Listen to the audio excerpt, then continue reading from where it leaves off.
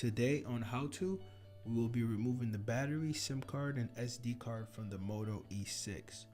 Now, we just have to look for a slit in the cover because this does use a removable battery.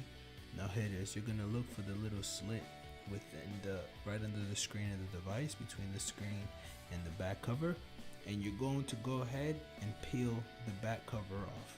As you can see, it's lifting right off. Once you remove the back cover, there you'll see the slot where the micro SD and the SIM card go. Now it looks like with this device there's a little eject slider, that little gold prong right there. I'm just trying to zoom in right there.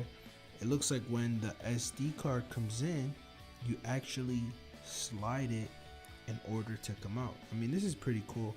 Most devices have like a spring where you push the SIM card in and it pops out. So this could typically make your life a little bit easier to just be able to push the SIM card out. Now the battery, installing it is pretty standard. You're going to match the gold contact on the battery with the gold prongs on the phone, and go ahead and put the back cover back on once you've installed the SIM, SD card, and the battery, and power up your device.